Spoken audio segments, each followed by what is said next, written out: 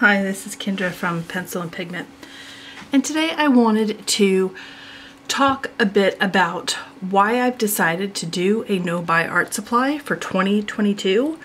I'm going to do a video a week, like outlining my plan, my process, the rules to my no-buy, if there's any loopholes I need to avoid, any triggers or temptations, new habits I want to create, what my end goal is, and a video that's just inventory before the 2022 year starts. But I thought I would just begin it with this one.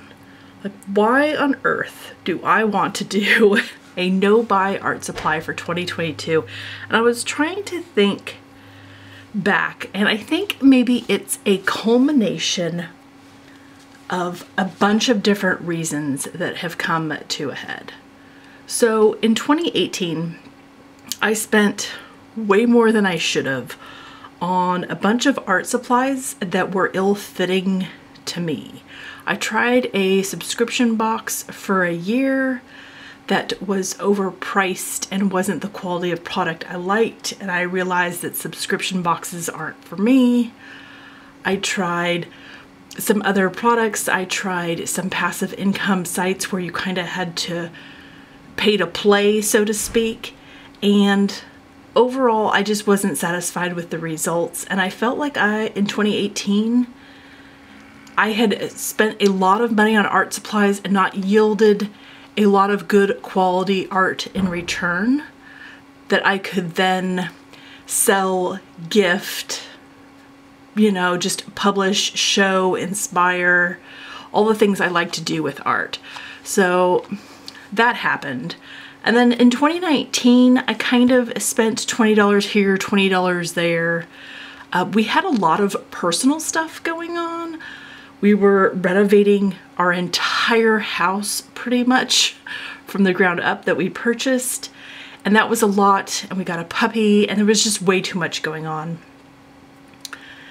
And the end of the year was kind of the thing with the art community and Inktober, and it sort of just, I did a whole video about Inktober, so if you want to know my thoughts, I'll link that in the description box down below. And I just felt like, you know what, maybe I need a break. Maybe I need to step back. This community doesn't seem as positive as I want it to be.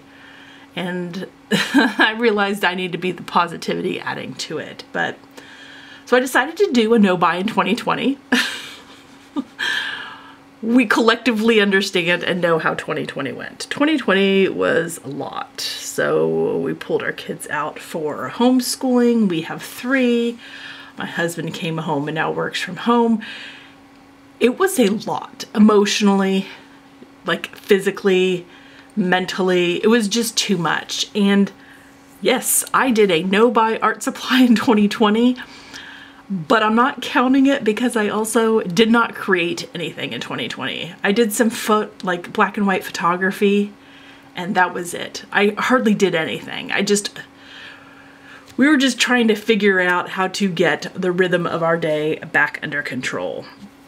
So with all that, I think that's why in 2021 I felt super motivated. I felt like relieved. We understood how we were doing our homeschool. We understood how my husband was working from home. Like, our house is finished. It's done. It's great. Everything works awesome. Like, just everything sort of came together in a way that we felt comfortable, and I felt inspired to get back to doing the things I love, which is creating. Now, I have spent some money in 2021. And I'm thinking I'm at around $500. And $200 of that is probably watercolor.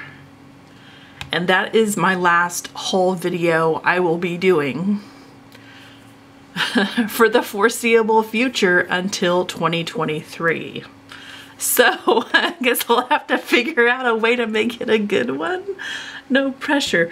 But I think there's just so many reasons why I want to try a no-buy. I feel like I understand the direction I want to take my channel, my YouTube channel, and there are YouTube channels out there that own all the products, keep the products, and then compare all the products within all the different price points, break it down for the viewer, the subscriber, and they do such a good job of that, and they have such a high inventory of all these things, and they're on PR lists, and they purchase some, and they have access to all these things readily available. I don't want to be that kind of YouTube channel. That's not what the direction I want to go in. I feel like that's, to me, it feels like a weird hoarding thing. And if I constantly need to keep everything to compare it to other products because people have questions, I feel like it's gonna go to waste.